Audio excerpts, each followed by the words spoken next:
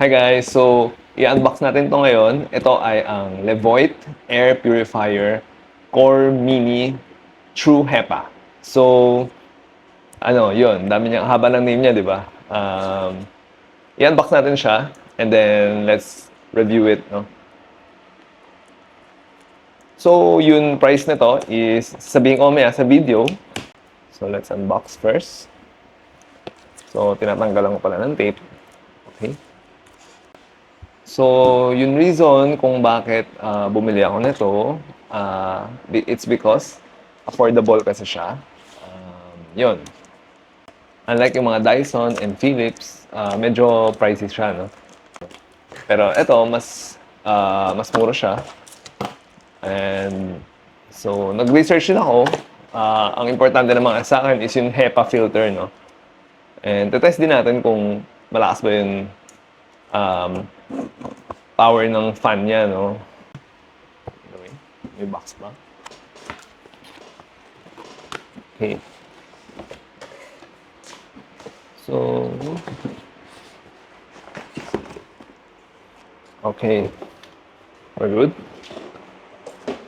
Ito yung air purifier itself. So, hindi natin ito kailangan. By the way, I forgot. Ito yung laman niya. Tapos, yung box niya, may instruction manual. May labas natin.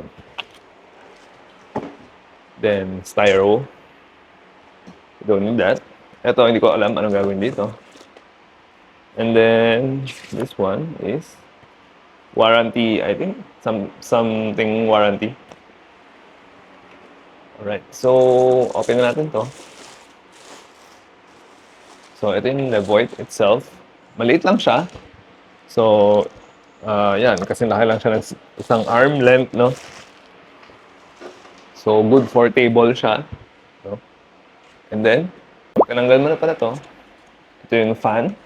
And then, ito yung mga controls. Ayan. And then, dito yung hangin. Dito yung absorb, no? Dito siya mag-absorb. Yun. And then, meron pala siya ditong lagayan ng mga scent, no? So, ito, yung extra na ganito is dito nilalagay yan sa scent. So, pag gusto mo may amoy yung kwarto mo, no? Dito mo lalagay. Pero wala siyang kasamang scented perfume, ganon. So, ikaw na lang bumili siguro nun, no? And then, oh, by the way, may kulang. Yung saksakan, di ba? Saan yung saksakan? So, try natin yung open. Baka nasa loob. Oh, tama nga ako. So, pag in-open mo pala siya, ito yung machine, no? Ito yung nag-suck. So, pag in-open mo, nandito yung filter and yung mga saksakan. Saksakan to, guys. And ito yung saksakan niya. So, ano siya, 100 to 240 volts naman siya, no? Yes. Ayan. So, check nyo mabuti yung mga power niya, just in case, no? Then, hindi natin kailangan to. And then, before you use it, syempre, meron tayong filter dito. So, pag in-open mo yung filter, sabi nila, HEPA filter daw to, no? I think HEPA filter to. Makita nyo dito, nakasulat pala siya dito, no? So, tama nga. So, itong puti, ito yung mga dust, no? Large particle, mga hairs, fibers, whatever. Yung pangalawa niyang filter, meron kasi sa loob, hindi mo makikita dito. Meron pa siyang isa sa gitna. Yun yung HEPA filter, no? So, yun mga 0.3 microns daw. Yun. So, like mga dust, ganon, particle, pollen, allergen, ganon. Siguro mga dust mites kasama na rin doon. And then yung lastly pala, yun yung mga smokes. So, mga physically absorbed smoke, odors, and fumes, no? Then, lalagay mo lang siya dyan. Then, lagay mo lang to.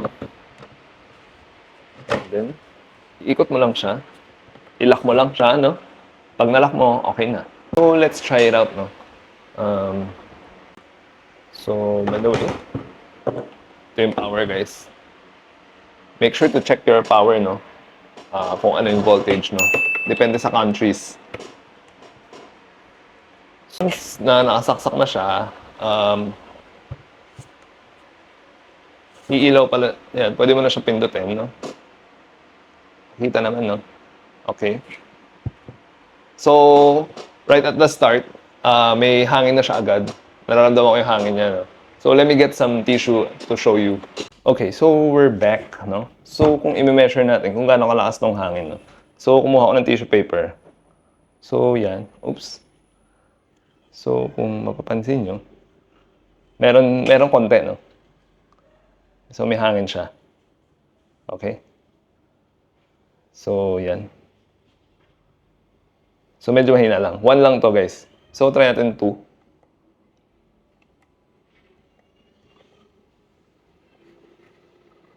So, pag isi-switch nyo pala into 2, pipindutin nyo lang ulit yung power.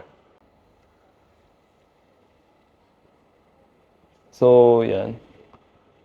Around here, siguro. Around here. So, try natin number 3, guys, ha. So, number 3 to, ilalagay ko dito, no? Alright. Mafe-feel ko yung hangin, no? Na-feel ko agad yung hangin.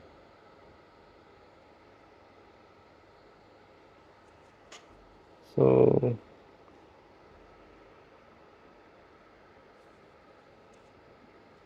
yun lang, ha?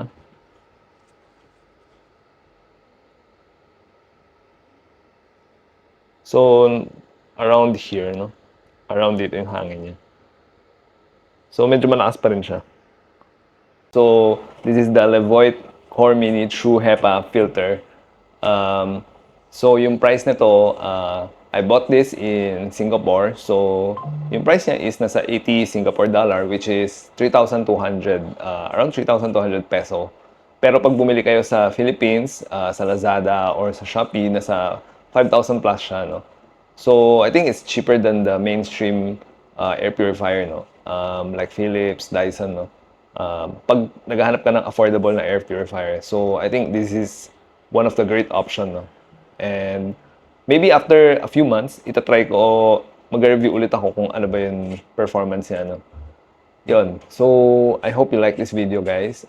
If natutunan kayo or gusto nyo pag gumawa ng ganitong video, please click like, no? And then mag-comment kayo if may mga question. And ayun, mag-subscribe pala kayo, guys. Thank you!